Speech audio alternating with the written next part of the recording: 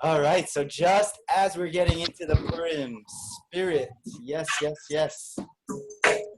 we're actually going to be talking today, Parsha Shemini, the portion of the number 8 today.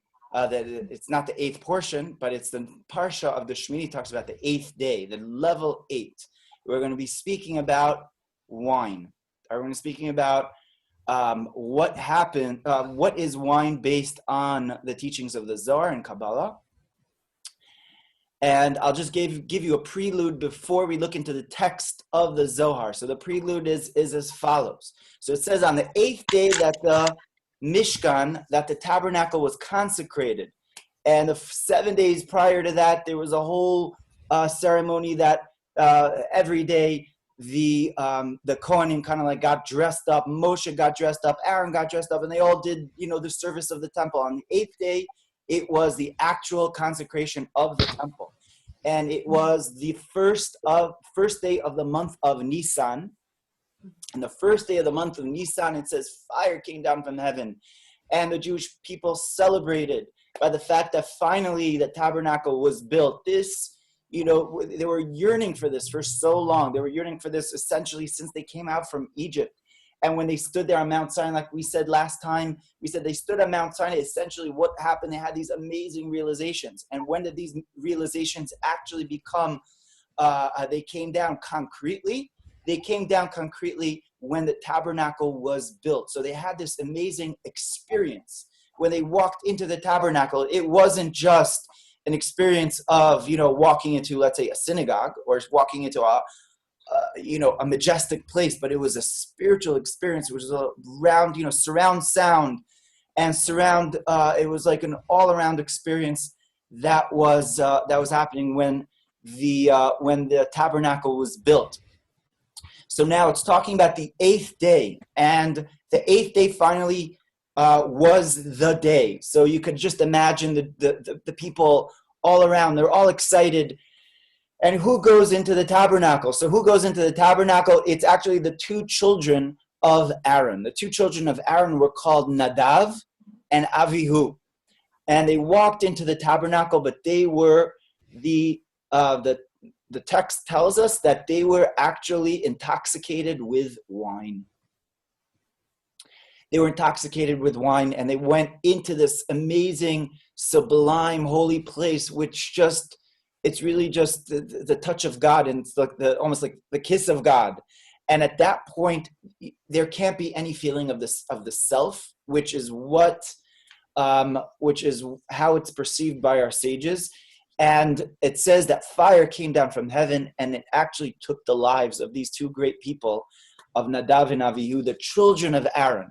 So there was, at this time of the most awesome celebration, there was this catastrophe. There was this tragedy, and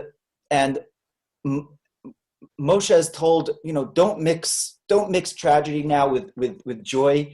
And what you need to do at this point is just, simply almost just like remove, weight and fill in the people after about what happened.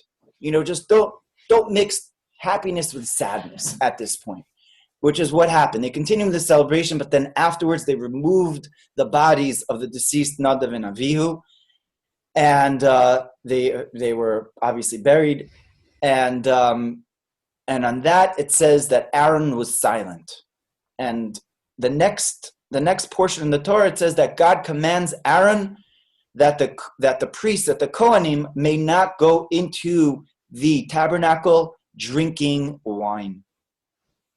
That the priests, that the Kohanim need to go into the temple, kind of like level-headed and mind, all just left open for almost a natural divine high, if you will, right? So now the Zohar gets into a discussion of what wine is. Now it's very interesting what wine is, because wine for us in our culture, wine is something which is, it's a part of the culture. It's something that we do every Friday night. We make Kiddush on wine. At the end of Shabbat, what we do is we end Shabbat with making Havdalah over wine. When there's a marriage ceremony, it's made over wine. And when there's a Brit Milah, it's wine. So wine is an integral part of our Jewish culture. And to understand what wine is, really the Zohar goes into the depths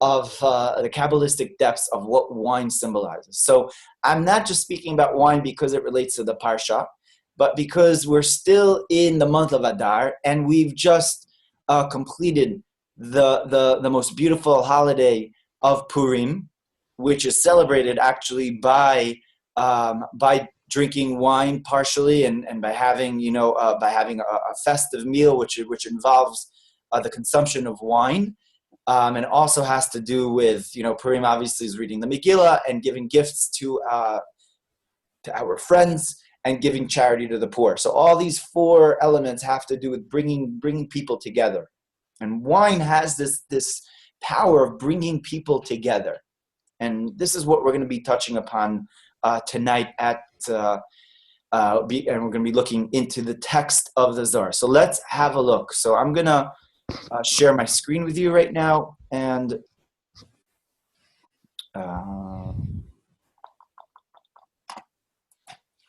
okay. Is it online?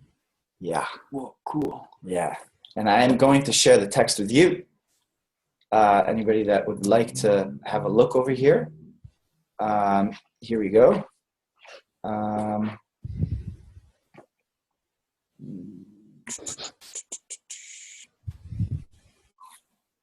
Yes. Okay. The preserved wine. Okay. So feel free.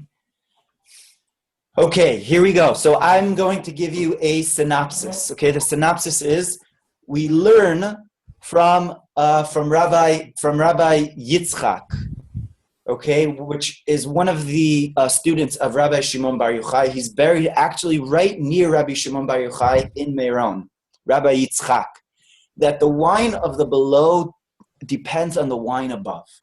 The world to come is Bina, is the source of all living things above and below, and the place where the preserved wine rests. Any wine that is made by or touched by an idolater is defiled and therefore forbidden. Israel drink the wine that has been made in holiness. Therefore, one pronounces the blessing over wine below to correspond with the wine above. That's all a synopsis, and we're going to be looking inside of the actual text right now to delve into the depth of this.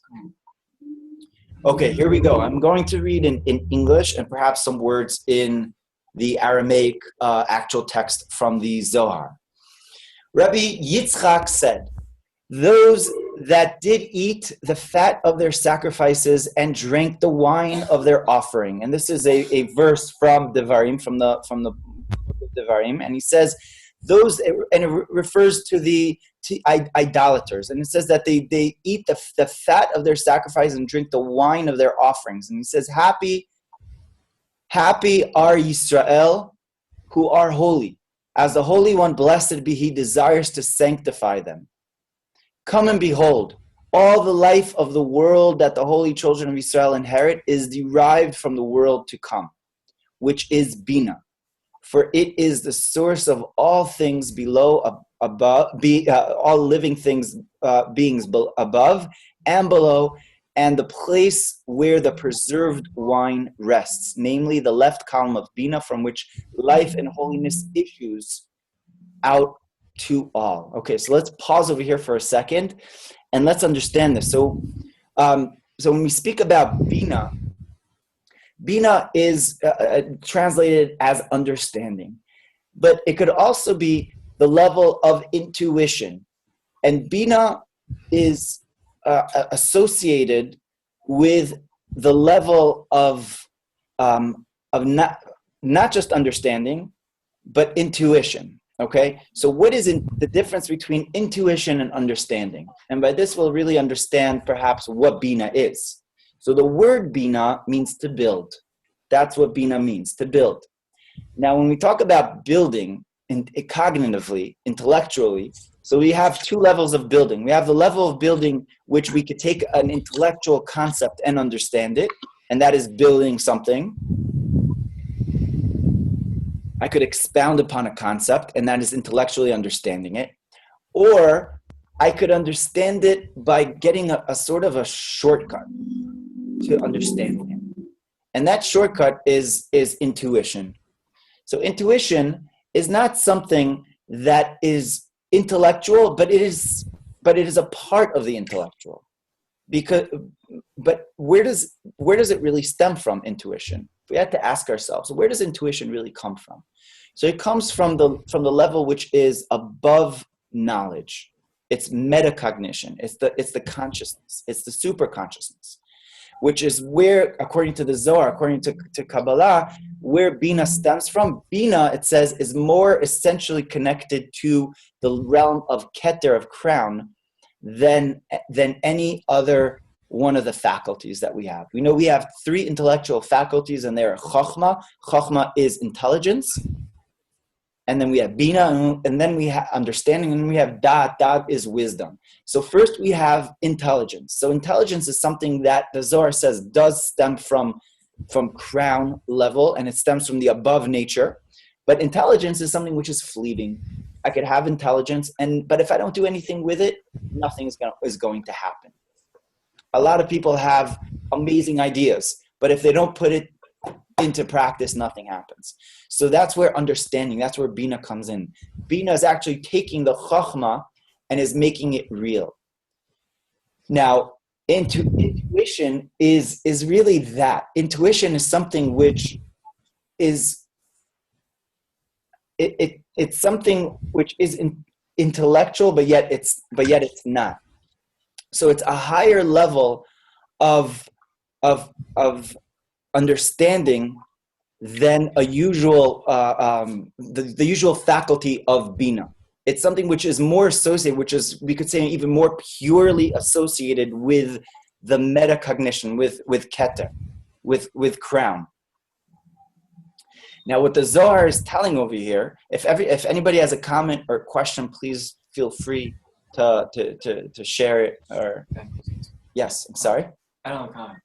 Okay. Or that. Okay. Okay. Yeah. Just one more thing about intuition is that intuition is actually more closely associated with women. Now, it says in the Talmud, in Tractate Ta'anit, it says that a woman, it has an intuition about guests more than men. So a man could come and invite people and could say, hey, this and that. But the woman feels, it says she has this intuition. She knows like who's walking through her doors. She could get like the vibes of what the person is because she intuitively feels, because Bina is the female characteristic, and Chokhmah is the male characteristic. Chokhmah is the intelligence, which is more like male dominated, which is more like, it's coming about, and it's a form of a revelation. And Bina is taking that revelation and acting upon it, which is what intuition is. It's acting upon that revelation. All of us have intuitions, but somebody that's really connected is able to like almost live by their intuition, because intuition has to trust. And if your intuition is right and your trust in yourself, really, or in God, which is the inner part of who you are, is in line, so then your intuition is that Bina. So it says about the Jewish people, are the Zohar, Rabbi Yitzchak in the Zohar tells us, which is just interesting, just as an aside. Yitzchak is actually, we have Avraham is Chochmah, and Yitzchak is Bina, which is just happens to be interesting. So Yitzchak is associated with Bina, and he's the one who's talking over here. He's talking. Rabbi Yitzchak is the revelation of this portion of the Zohar. So Rabbi Yitzchak says that the real source of the Jewish people is from where is everything that we receive, everything that comes to us in our lives is from this realm of Bina, from this realm of intuition, from this flowing level of that's connected up above. For it's the source of living beings above and below. Namely, the left column of Bina, from which life and holiness issues out to all. The wine of Yisrael. So now we're getting into the concept of wine. Now the wine of Yisrael below is holy on account of the wine of another Yisrael above, which is Ze'er Anpin, and which receives the preserved wine from Bina as mentioned above. Okay, so now let's understand this a little bit. We spoke about this, I think 2 weeks ago, 3 weeks ago when we spoke about the tabernacle. There's a tabernacle below and there's a tabernacle above. We know we're just reflections. And there's a reflection above and there's us below. So when we have our physical body, what's our physical body? It's the lowest, form of who we are. But our form is really just a reflection which stems from the divine. And when we talk about Yisrael, when we talk about the people called Yisrael, so we're saying that we are down here in this world, yes, but then we also stem from above. And there's the pool of Yisrael, almost that which is the realm of Yisrael, from where it stems from. So what is the Israel above? Israel above is the Ze'er Anpin, which is the small face, which essentially are the Sfirot, which are the Midot, which stem from Chesed, Gevura, Tiferet, all the way down to Malchut. And now, where does the emotional characteristics stem from? So they stem from, our emotions stem from where? It stems from the cognition, from the intelligence. So the intelligence is the source of the emotions. Now the emotions. So we're talking about Israel above is the level of the Zer Anpin, which receives from. Where does Israel rooted from? It's rooted in Bina, in understanding. Okay. So once again, we have Israel below, which is we have people and we have bodies and we have lives, etc. But we're reflections of Israel above, which is the level of Ze'er Anpin, which is the emotional characteristics of the midot, of the sfirot. And where does the sfirot get their power from? They get their power from Bina, right? Bina is the level of the cognition of understanding. Okay. Now, Excuse me. Yes. Yeah. Go ahead. Just pardon my ignorance, but which is the word for small and which is the word for face? Zer Anpin. Which is a word, I'm sorry, say that again, Angela? Which is the word for face and which is the word for small? Yes, absolutely. Okay, so Ze'er in Aramaic, it's not Hebrew, but it's Aramaic. Ze'er means small. Okay. Okay, and Anpin comes from the word panim. Panim are face, and it's called small face. Now, why is it called small face? Now that you brought that up, the idea of small face is the emotion. And the idea of the large face is actually the intelligence, the cognition. Now, why is that? Because we know we could have an emotional feeling to something, but the emotional feeling to something that we have is actually small in comparison to what we understand, what we could potentially understand and come to in our consciousness. So the emotions could really not be expressed properly, and they're only expressed on a minor level, which is why it's called Ze'er Anpin. So our emotions are small in comparison to our intelligence. That's why it's called small. And just by the way, just as an aside, in the tabernacle itself, there were two angels looking at each other above the ark, right? So above the ark, you have the image of the two angels, and it says one angel was a bit larger than the other, and he was almost, and his wings were actually kind of like they were touching, but one was a bit above the other, and that's the concept of the large face giving to the small face, and both had the faces of cherubs, of a baby. One of them was a bit larger, and he was giving to the other, and that's the concept of the large face giving to the small face. Now, one depends on the other. For the wine below depends on the wine above. For the supernal Yisrael, which is Ze'er Anpin, derives life from the wine, namely the illumination of Chachma called living creature.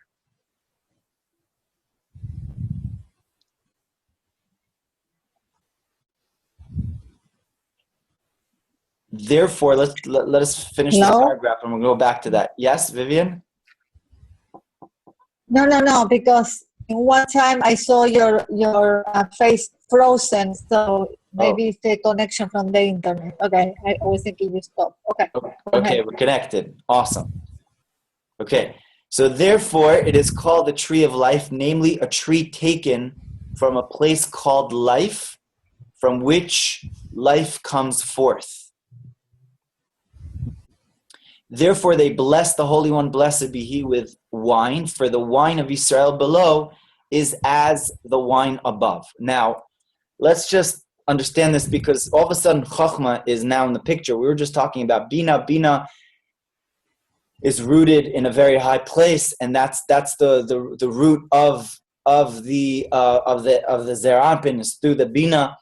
But we can't forget about the Chachma, because the Chachma is really what Bina has to work with. Bina can't work by itself. It needs the medium of Chachma. And let's just understand this in another way, that once again, the male and the female characteristic is Chachma is the male and Bina is the female. And the Talmud tells us that the male brings forth the wheat, and the woman grinds the wheat and makes bread. That's what the Talmud tells us. So let's understand that. What is the concept of wheat and what is bread? So what is the difference between wheat and bread? So can I just serve wheat to somebody one to is eat? the raw element. I'm sorry? One is the raw element.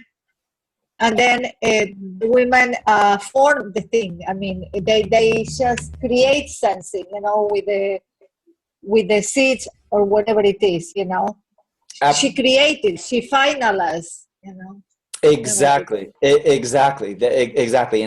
the male brings about the concept. Again, it's not strictly male, but it's generally the stereotype. What male represents this giving the raw form. And the raw form is just the beginning of the process. And what is the continuation of the process? The continuation of the process is the Bina is the female, and the female is the one that makes the bread. And she's the one that processes it and actually makes something edible, which is what Bina is. I can have a concept in my mind, but unless I process it and make it almost user-friendly, this idea is meaningless unless I really work on it. And it's like that also in the male-female relationship, the concept of the male giving the seed, and the female is the one that actually has the baby.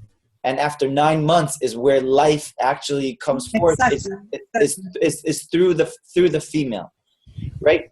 So, and it says that they work together. It says, and they're called together. They're called Abba and Ima, and actually those are called the large face. Okay, the Abba and Ima, the father, are called the father and mother. They're called the large face, and they give birth to emotions, and the emotions are the Zer Anpin. So we spoke about up until now how the emotions are given from Bina. Why? Because the children usually feel closer to the mother, at least until a certain point, because they feel that the mother is the one that gave them life. So she's like directly in their life. They feel a connection to the mother more than the father. The father's more, takes a couple of years until they actually get this respect and relationship with the father in the right way, right? But because it's the mother. So that's what the Zohar is saying, that the mother is more associated with the midot up until now, but yet what happens is it derives life from the wine, namely the illumination of Chachma. And the illumination of Chachma goes into Bina, because again, it's the concept of father and mother. And the Chachma is illuminated within Bina. And now Bina is felt, and it's connected to the actual source of life, which is here, it's called like the tree of life.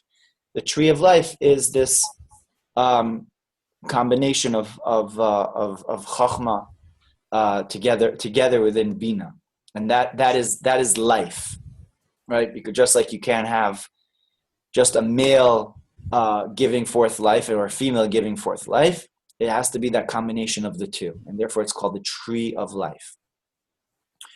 Okay, so now let us look at the next page. If anybody has any questions or comments, please don't be shy. Okay, an idolater is defiled, right? So the concept of an idolater is somebody that does not believe in the unity of God, that does not know about the unity of God, and therefore it's a practicing of worshiping idols, worshiping other gods. And whoever approaches him will be defiled. The concept of the idolater. Therefore, if he approaches and touches the wine of Israel, the wine is defiled and is forbidden for drinking. All the more forbidden is the wine which is made by an idolater. For it is defiled as their wine is from the aspect of the other side. They draw the intoxicating wine, the secret of the illumination of the Chachma from the left, from above downward, which is a great impurity, which feeds the klipot, considered the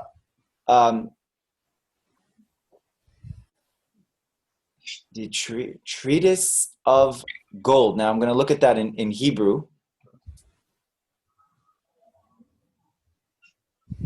Treatise of gold, basically the idol of gold. This is unlike the preserved wine, which is the wine of the supernal Yisrael, Ze'er Anpin, which is drawn from below upward.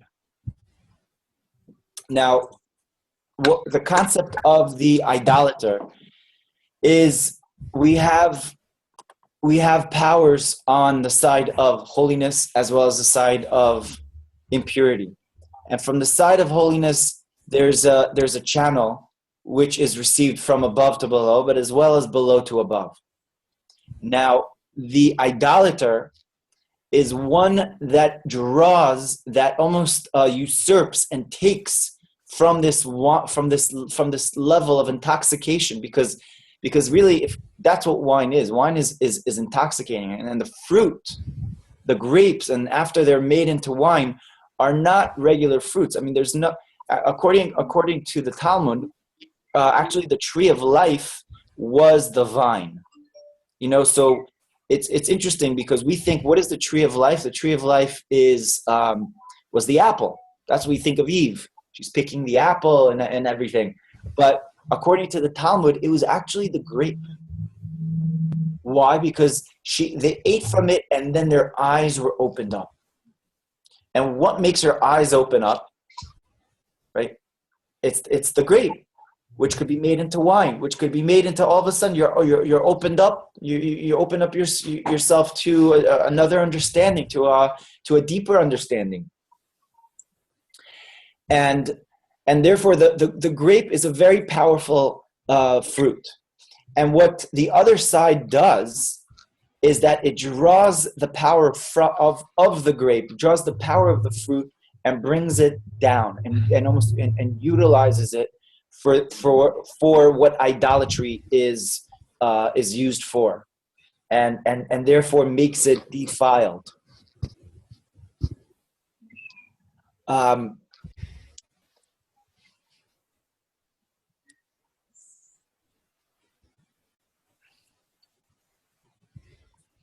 Now, the Zohar over here touches upon this concept that the Yisrael is the Zer Anpin, which is drawn from below upwards, is essentially the power of fitting in the below with the above. And what does that mean practically? So we understand it. We could have our intelligence say something to us, and our emotions will act upon it. Yeah. And that's a healthy mode. But then we could have our intelligence saying something to us, but our emotions do something completely different. Then that's something negative. And when our emotions are in sync with our intelligence, then that is a healthy person. And that is what we're talking about over here. Yisrael above, Yisrael below, and they're in sync. And therefore, it's one channel. And when this level of Bina is drawn down below, it almost circulates within, and then it's able to go back up, because that's what Bina is. Understanding, intuition is something which permeates the entire person, the entire midot of the person, and it's able to go back up to actually even gain greater understandings. So the Bina is actually almost circulates within the person, which is why, interestingly, Bina is associated with the number 8, which is our Parsha. What's the number 8? Number 8 is going up, the above is to below, and below goes above. And it's one complete circuit. It's a circuit. So we become a healthy circuit of emotions and intelligence. But what the idolater represents, the idolater is somebody that contradicts the true reality, which is the godly reality, knowing that God is everywhere. And essentially the idolater is somebody that is just there for the self, that is looking to use the powers of holiness, or the powers that are in the universe for themselves, and they are not creating this complete circuit. So if they're not completing they're not making the complete circuit. So therefore, what are they doing? They're defiling the process of the flow of godliness within this world, and the ascent of godliness from below to above. And therefore, that is why the wine of an idolater is forbidden, because there is that stoppage, and therefore that idolatry, the idolater's wine is forbidden. Therefore, Yisrael drink the wine of Yisrael that has been made in holiness as Yisrael above. Ze'er Anpin, who drinks the wine and spreads roots and is blessed by that holy supernal wine, which is derived from Bina, from below upward. They do not drink wine which has been made with impurity from the side of impurity, for the spirit of impurity rests upon it, and whoever drinks it defiles his spirit. Now, this is something very, very powerful that the Zohar is talking about. As somebody that drinks wine that is made by an idolater, he actually defiles the spirit of the person. It's a very powerful thing over here. It's not and it's not just drinking a juice. It's drinking a powerful a substance which has a spiritual power in it. He is defiled, and he is not of the side of Israel, and has no share in the world to come.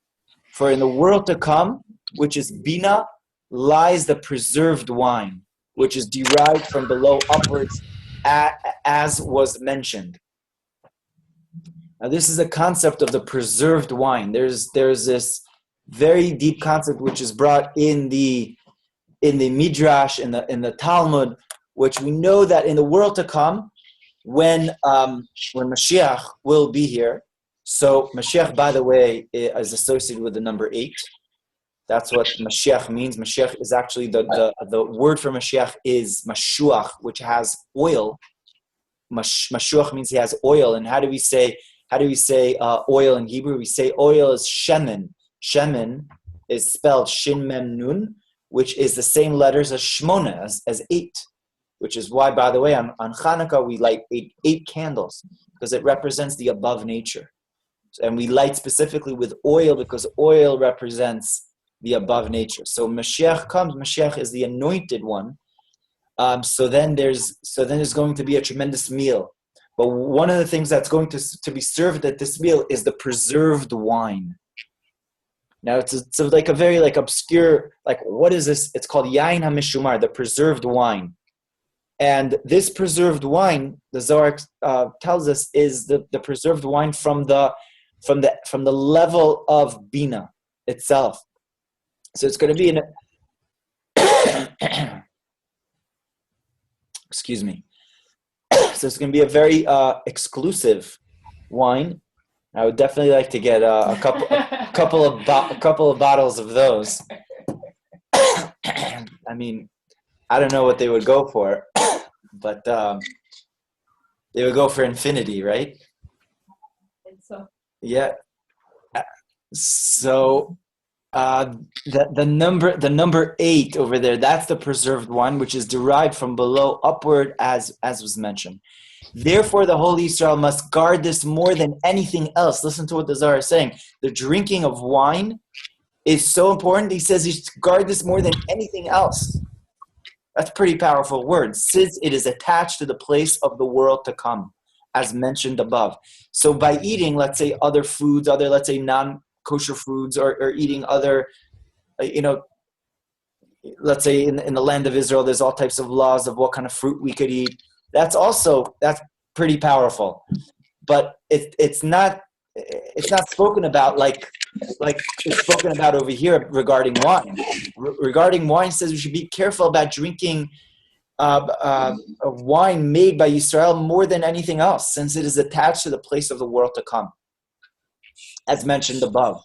Therefore, the Holy One, blessed be He, is blessed with wine more than anything else, for it gladdens the left side of Zer Anpin. So this is the reason why on Shabbat, for example, and why on a wedding, for a wedding celebration, a Brit Milah, we celebrate it specifically with wine. Why wine so much? Because it gladdens the heart and it brings about a revelation from this realm of Bina more than anything else. And in that rejoicing, emerges itself in the right side of Ze'er Anpin, and the Chasadim of the right are merged with the illumination of Chochmah in the left. So there's the concept of a merging, of a unity, which is affected by elevating this level of the left side, which is actually Bina is from the left side, and elevating it. Now it's elevated to the side of Chesed, of Chasadim, of goodness, which is why we're constantly so preoccupied with wine, celebrating specifically with wine, because wine elevates the entire experience, the entire the entire celebration is lifted with wine. Thus, when the whole becomes right in the Zer Anpin, in which the right prevails, the Holy One who is Malchut is in bliss, and blessings are all over the worlds. Right? So when this is affected, so then that unity is caused through the right consciousness, right? In bringing about in drinking the wine. And this causes bliss to be drawn down from Chochmah, down into Bina, down into the entire worlds, down into Malchut. Thus, when the whole in this is in bliss and blessings are all over the world, by that acting of drinking the wine below, a reaction is elicited above. For the illumination of Chochmah, the secret of the preserved wine is drawn down from Bina. To the left column of Zer Anpin, this is the secret of the verse, drink deep, O loving friends, as it says in the Song of Songs, Shir HaShirim. Drink deep, O loving friends, meaning who are the loving friends over here? Loving friends are Chochmah and Bina, which is the idea of father and mother. And that's the idea of drink deep is the concept of the two of them coming together and being drawn down into all worlds. Therefore, one pronounces the blessing upon wine below to correspond with wine above. So this is what we do when we make the blessings below. When we make the blessings below, we're actually causing a blessing to flow down from above.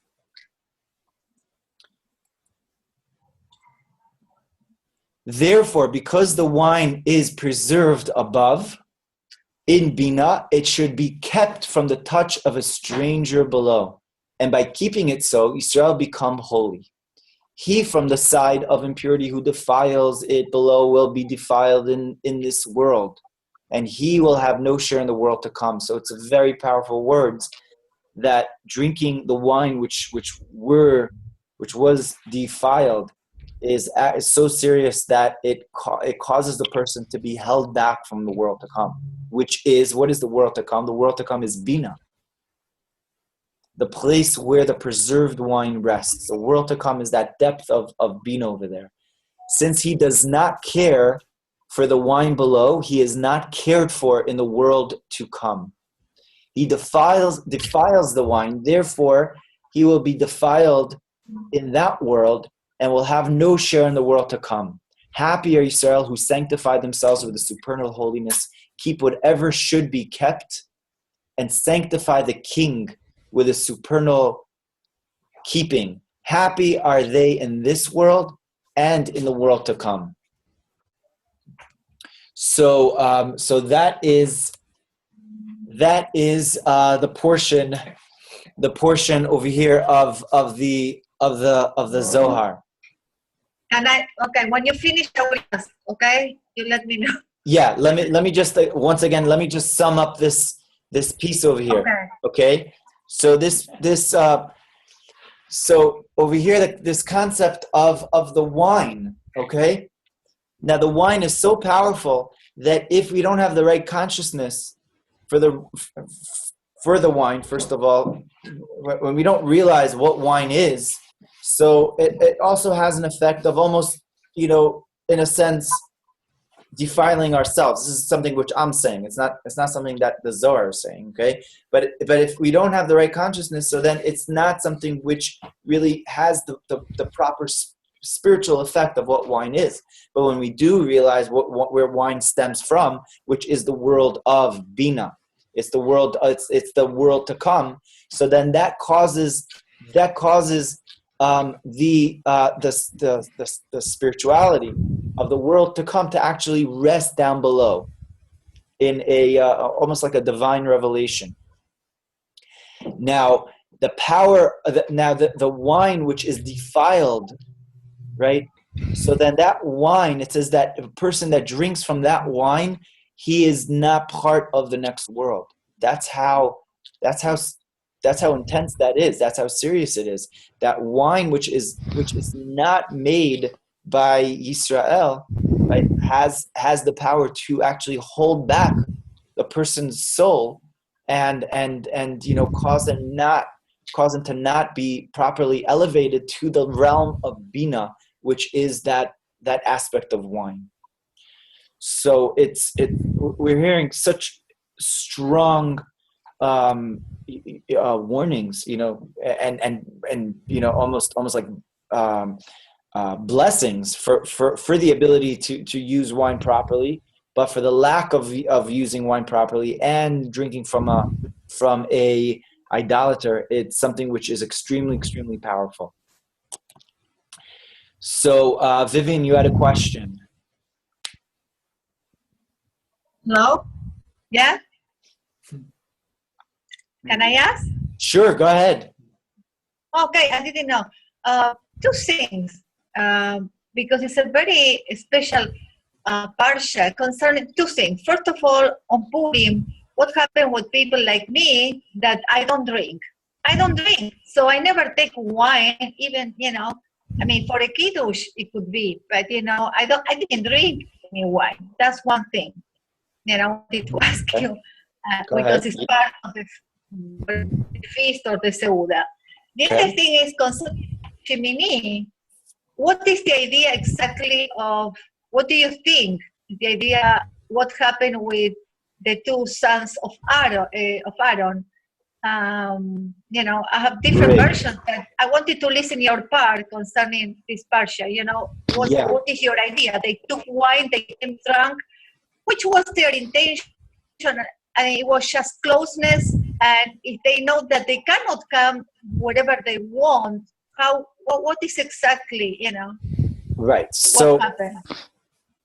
So for the first question, basically, drinking wine is something which on Purim is, even a little bit of it. It doesn't mean that a person needs to be totally out, but just a little bit of it is something, because the whole celebration of Purim and the whole victory of Purim, happened through wine. But if a person doesn't drink wine, is allergic to it, doesn't mean that he can't get into the spirit. But it's basically that the concept of Purim. Yeah, it means that the concept of Purim is the concept which is really above nature becomes revealed, which is actually what we just learned here today. There's the concept of wine. That's what wine symbolizes in a physical form.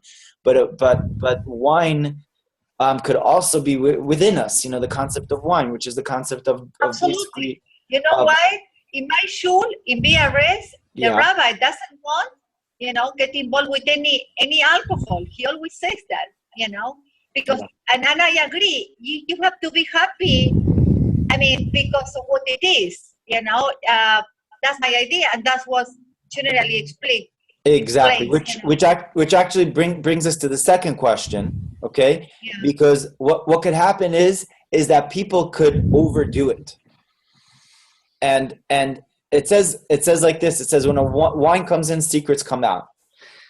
Yeah, and exactly. For some people, you say better keep your secrets to yourself. You don't want it. You don't want to hear that. So for such people, better off don't drink. It's like a person is known in three ways. One of them is by the way he drinks. Yeah, he's known by koso. Koso is his cup.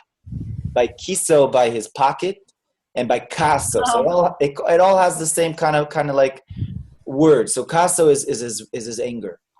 So he's known by the way, by how he gets angry. If he gets angry, or when he gets angry, or how he gets angry, you can know about him. That's one, right? And by his pocket, by kiso, by definitely. how benevolent he is, or is he cheap? So you know about him that way. And by his cup, so when he drinks, is he what comes out of his mouth? What is he thinking at that point? Is he happy? Is he sad? Is he angry? So wine actually could do that. It could bring out like the truth, serum, within a person. And that's why wine is so powerful, where we're supposed to be very selective with with who we drink wine with, and who you're supposed to associate with, etc. So that brings us to the second question of the children of Aaron. So the children of Aaron, the mistake of the children of Aaron is, now there's two answers to that. Okay, so the first answer is that the mistake of the children of Aaron is that they needed, or they thought that they needed a medium to go through that connection, because at that place of the Holy of Holies is the actual source itself. It's the source. It's like the source of Bina. What was there? What was in the Holy of Holies, that place of the Ark? What was in the place of the Ark? It's the intense revelation of godliness.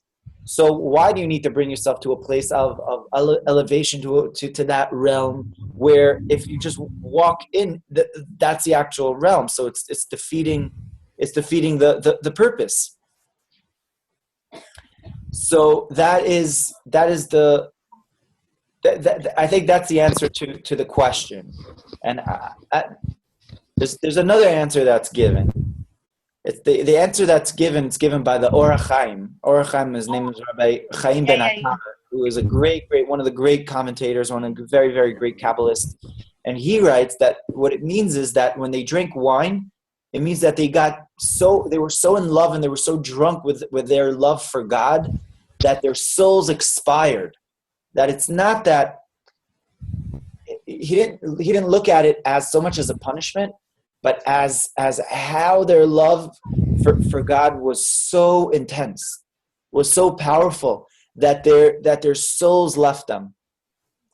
Yeah, they had such a yearning. It's like when you have such a yearning for something, it's almost like they just couldn't contain themselves in a body anymore. The body. So, yeah. So that was the level of Nadav and Avihu. Nadav and Avihu, the children of Aaron. Moshe actually says about them that they were the highest people of the entire generation. They were the greatest people of the generation, and they died because the wine actually symbolizes that their love of God. So it's an opposite answer. So, but it's,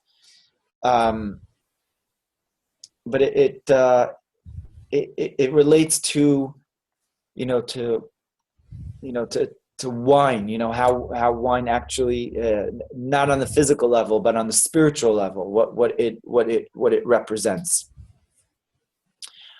I'd like to end off with a story from the Rebbe Maharash. Rebbe Maharash, his name is Rabbi Shmuel of Lubavitch, and he was the fourth Rebbe of the dynasty of Lubavitch, and one day he was very, like, he did things kind of like we said earlier, like almost like intuitively. He was a tzaddik that was, boom, So one day, he had these miracles happening that he did, connecting here, connecting there. So one day he says to his attendant, he says, "Round up the carriages, we're going to Paris." So to go from Lubavitch, which was Russia, White Russia, to Paris is a bit of a trek. It's not such a simple travel. It's not like you're taking an overnight train or even flying. So he flew. So it took a couple of days, and they traveled to Paris, and in Paris, the Rebbe Maharash says, "Okay, let's stop at this hotel." And they stopped at the fanciest hotel, like one of the nicest hotel in Paris. He says, "Stop here." And they got out, and the attendant takes whatever bags they had, and they walk into the lobby, and the Rebbe Maharash says, "Get us the finest room in this hotel." Okay, the attendant is just, is so confused. He doesn't know what's going on. Finest room in the hotel for the Rebbe Maharash. All of a sudden going to Paris, like, what's going on over here? But he knows not to question. And they get the finest room. And they spend a couple of minutes in the room, and the Rebbe Maharash says, okay, let's go. Where are we going? We're going to the casino. They had a massive casino over here, and the attendant is by now is like, what is, this is crazy. So we're going to the casino. The Rebbe over here is going to gamble. Like, what's happening? And they walk into this large casino, fancy casino, a lot of well-dressed people, men, women, everybody's, drinking and eating and high class and everything. The Rebbe Maharash walks in, and he sits down by one of the roulette tables, and he sees a well-dressed, handsome guy over there, and he whispers something in his ear. Or he watches him first, and then he whispers something in his ear. And the man looks at the Rebbe Maharash, like that. And the Rebbe Maharash says to the attendant, let's go. And they go back to the room. And they sit in the room, and the Rebbe Maharash, whatever, takes out a sefer, takes out a book, and he's studying, he's learning. And about a half hour later, he gets a knock on the door. And it's that man from the casino. And the attendant sees the man, and he says, welcome. He says, who was that? And he says, that's the Rebbe of Lubavitch, the fourth Rebbe, his name Reb Shmuel. He says, I'd like to see him. And the attendant says to the Rebbe, this man wants to see you. And the Rebbe says, sure, send him in. And he asked the attendant to wait in a separate room, and they close the door. And after 3 hours, the man walks out, and he's all teary-eyed. He's crying mamash, and he sees a shift in the way he looked and everything. It's almost like there was a spiritual, I don't know if surgery is the right word, but almost a spiritual shift within the person. He was all teary-eyed, and the Rebbe Maharash said to the attendant, after the man walked out, he said, let's go. He said, really? Let's go. And they didn't even spend the night there, and they headed back to Lubavitch, to Russia. That night. I guess they stayed in other inns on the way. As they're traveling, the attendant asked the Rebbe Maharash, it's like, may I, ask you this question? What were we doing, and who was that man, and what did you tell him? Yeah. So the Rebbe Maharash again owed it to this attendant. Took him days and days and days, right, traveling, and he denied him of probably a good night's sleep in a fancy hotel. And he said, yes, I'll tell you. So he said, I realized that this man was a very great soul, and I sensed this great soul from Lubavitch where I was, and this man was somebody that consumed wine not made by Israel, right? And I whispered in his ear that wine of made from an idolater is something that defiles the soul and stupefies the mind, makes the mind coarse. That's all I said to him. And afterwards, the man, I guess, was so shocked by the randomness of this, what was happening. And I had a whole conversation with him, and it was a conversation which was a soul-to-soul conversation, like only a Rebbe can do, reaching into the depths of who he was on the deepest levels of what his deepest potential was, and kind of extracting him from, the depths of where he sank and what and made him into a new man, into a new person, instructed him what he should do further in his spiritual development. So, it's an unbelievable story to think that a Rebbe would travel personally so far to remove somebody from drinking wine which was not made by Israel, because we see that the power of that, and what and the implications, as we just read in the Zohar, of what it could do to us. So practically speaking, we have to let us bear in mind that whether we drink wine or we don't drink wine, we should realize that if we're going to drink wine, we should only make sure to drink wine which has the the proper kosher symbols, and also consciously realize what the wine is. And when we have the proper consciousness and are able to use it during Kiddush, for example, and during, a proper ceremony, so that uplifts the entire environment, the entire ceremony.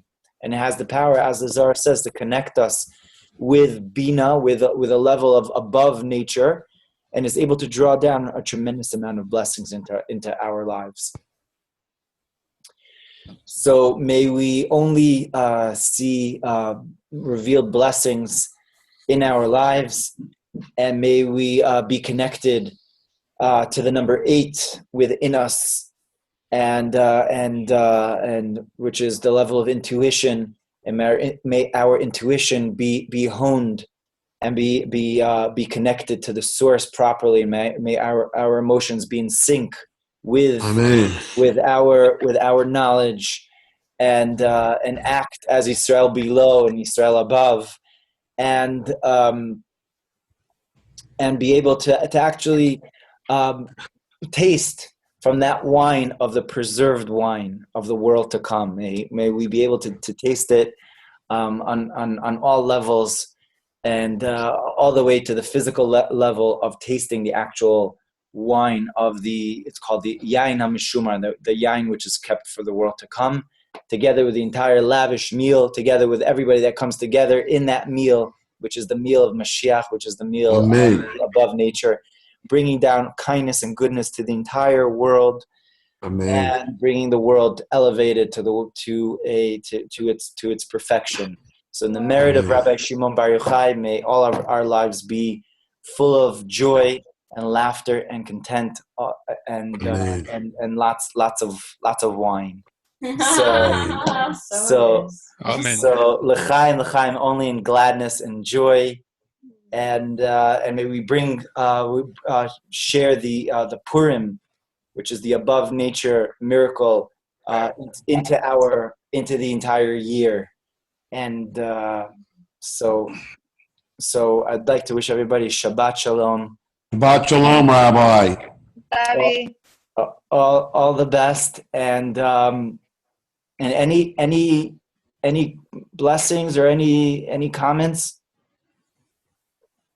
No, just to ask you, how was the woman that we prayed last week, the woman that was undergoing surgery? Yeah, she still needs our blessing, and actually let's actually still have her in mind. Her name is Chaya Esther Chava Bat Sarah, who is in need of a lot of repairing, actually with liver, which has to do with wine, right? Which, the proper ability to filter out, right, wine. So exactly. She actually needs almost like a new liver. So really, how terrible. That's so please have her in mind. Her name is Sarah. Her name is Chaya Esther, meaning living Esther. Chava is Eve, right? Very powerful name. The living Esther Eve, the daughter of Sarah. So, and she already had two transplants. Wow. Oh my God, unbelievable. But she miraculously was able to have children. Whoa. And that's an unbelievable thing. Her dad was by her wedding, and all the doctors are like, this is totally above nature, because we never thought it was possible. So we see that the above nature is possible, and this is like it's really just a lesson for us by praying for her that the above nature is something that we can achieve. So keep up the prayers, and thank you, everybody. And Rabbi, thank you so much, and to all Shabbat Shalom, and for a great community and above nature for all of us. And Rabbi, I hope everything's wonderful with you and the family, and all's great. You had a great forum. Yeah, it was incredible. It was really incredible. Yeah. We're gonna have to catch up. Yeah, we're gonna have to catch up, Rabbi. Yeah. Yes. Yes. Oh, yeah. So God bless everybody. God bless, Rabbi. All the best. God bless everyone. Shabbat Shalom. Shabbat Shalom. Shabbat Shalom Muvarach. Shabbat Shalom. Mubarak.